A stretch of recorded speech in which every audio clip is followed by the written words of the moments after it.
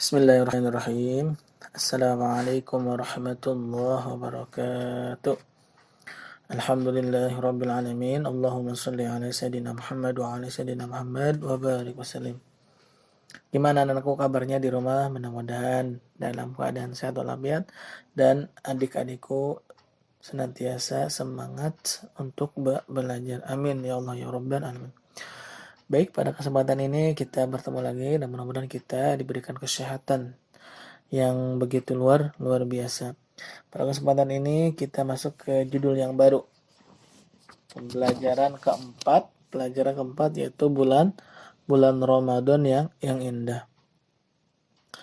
Puasanya kita pernah puasa, kita pernah masuk ke bulan Ramadan. Maka Bapak di sini ingin menjelaskan tentang bulan Ramadan. Di dalam Al-Quran, Allah Subhanahu wa Ta'ala berfirman, surat Al-Baqarah ayat ke-183.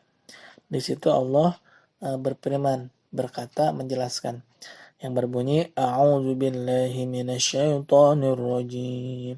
Bismillahirrahmanirrahim. Ya ayyuhalladzina amanu kutiba alaikumus siyam kama kutiba alal ladzina min qablikum la'allakum tattaqun. Nah, itu ayatnya, ayat Al-Quran surat Al-Baqarah ayat ke-183. Ayo kita baca ulang bersama-sama. Bismillahirrahmanirrahim. Ya ayyuhalladzina amanu kutiba alaikumus siyam kama kutiba alal ladzina min qablikum la'allakum tattaqun. Yang artinya, wahai orang-orang yang beriman, diwajibkan atas kamu berpuasa sebagaimana diwajibkan atas orang sebelum kamu agar kamu bertakwa. Jadi Allah mewajibkan kepada kita, kepada Nabi Muhammad terutamanya Nabi kita, kemudian pada umatnya kita untuk berpuasa sebagaimana nabi-nabi orang-orang terdahulu pun berpuasa. Agar apa? Agar kamu bertakwa. Ada kalimat yang berbunyi kutiba atau kataba atau kutiba yang artinya wajib atau diwajibkan. Jadi memang puasa ini artinya wajib bagi kita seorang muslim mukmin yang beriman kepada Allah Subhanahu wa Ta'ala. Maka jika kita tidak berpuasa, kita akan mendapat dosa, mendapat siksa dari siapa? Dari Allah Subhanahu wa Ta'ala. Maka adik-adik, ketika kita di rumah masuk bulan Ramadan, maka kita harus berpuasa, baik di rumah saudara kita, di rumah teman kita, di rumah orang tua kita. Maka kita harus berpuasa ketika bulan Ramadan itu datang. Jangan mau untuk meninggalkannya, karena ketika kita tidak berpuasa, kita akan dapat dosa atau dapat siksa. Na'udzubillah min dzalik. Baik, adik-adikku. Kemudian apa hikmah, apa hadiah? Yang pertama, ada apa hadiah dulu nih. Bagi orang yang bertakwa, apa hadiahnya? Yang pasti hadiahnya adalah Allah mencintai orang tersebut ya.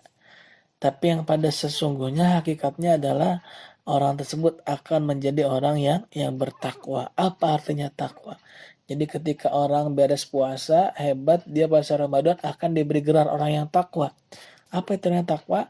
Adalah orang yang senantiasa menjalankan perintah Allah, mau dan ikhlas sungguh-sungguh menjalankan perintah Allah dengan segala kemampuannya, dan juga ingin meninggalkan hal-hal yang dilarang oleh Allah Subhanahu wa Ta'ala. Jadi takwa itu dia mampu mengerjakan perintah Allah dan mampu meninggalkan segala larangan Allah, seperti hanya misalkan mampu mengerjakan perintah Allah, sholat, mampu puasa, ibadah, kemudian sedekah, kemudian berbuat baik, mampu dia. Dan juga larangannya, tidak ngambil barang orang, atau tidak mencuri, atau tidak menjelekan orang, atau tidak mencaci maki orang. Itu larangan Allah Subhanahu wa Ta'ala kepada kita, pada kita manusia. Mudah-mudahan adik-adikku, anak-anakku paham ya tentang puasa Ramadan. Jadi hadiahnya adalah Allah memberikan ketakwaan.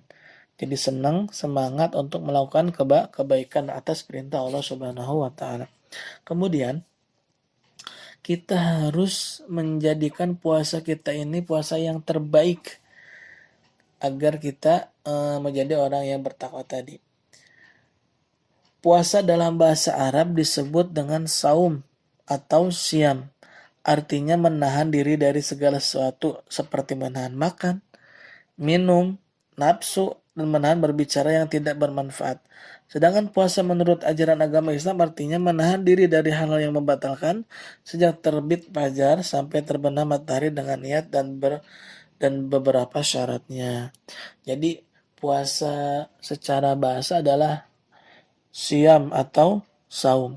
Artinya menahan dari segala macam yang dibatalkan seperti makan, minum, kemudian nafsunya ngapain? Nafsunya ya tadi makan, minum, dan menahan segala sesuatu yang membatalkannya. Mudah-mudahan kita mampu dan memang harus mampu untuk berpuasa. Kemudian secara agama, pandangan puasa itu apa? Menahan dari hal yang membatalkan sejak terbit fajar sampai terbenam matahari. Jadi kita puasa ternyata sejak sebelum adzan subuh kita sudah beres tuh sahur ya, sampai adzan maghrib terbenamnya matahari. Maka puasa itu bukan setengah hari, misalkan puasa dari jam subuh sampai jam zuhur, itu nggak puasa, itu namanya latihan berpuasa. Makanya adik-adikku puasanya harus full, harus sampai maghrib, dari sebelum azan subuh sampai maghrib. Maka itulah puasa yang baik, yang takwa, yang disebut takwa. Kemudian apa saja syarat orang yang berpuasa? Nah, Bapak ingin menjelaskan syaratnya juga nih. Syarat wajib berpuasa adalah ada 3 nih. Syarat wajib berpuasa. Jadi ntar ada syarat wajib, ada syarat sah. Syarat wajib berpuasa adalah berakal sehat. Jadi orang itu harus sehat akalnya. Kalau orang gila, orang mabuk, maka itu tidak wajib bagi dia berpuasa. Misalkan ada orang mabuk ikut puasa, nggak wajib puasanya ya, karena dia dalam keadaan mabuk, harus berakal sehat. Yang kedua adalah balik atau dewasa, harus balik dan dewasa. Anak-anak yang belum balik tidak wajib berpuasa. Jadi kalau anak-anak yang belum wajib, anak-anak yang masih kecil, yang belum dewasa, belum haid atau belum mimpi basah, maka dia tidak wajib. Ya mungkin kelas 5, kelas 6 sudah mulai wajib ya. Kemudian ketiga adalah kuat berpuasa. Jadi mampu, fisiknya bagus, tubuhnya bagus, ikut sahur juga, mampu berpuasa. Kalau tidak mampu karena sakit, karena kurang sehat, maka boleh meninggalkan puasa. Tetapi jangan lupa dikodok. Kalau tidak mampu, maka satu lagi di fidyah. Apa itu fidyah? Fidyah adalah denda sebagai ganti bagi orang yang tidak mampu melakukan puasa. Caranya adalah memberi makan setiap hari sejumlah hari di mana orang yang bersangkutan tidak berpuasa, pada orang yang fakir atau miskin. Banyaknya 1 mud. 1 mud adalah ukuran berat 626 gram.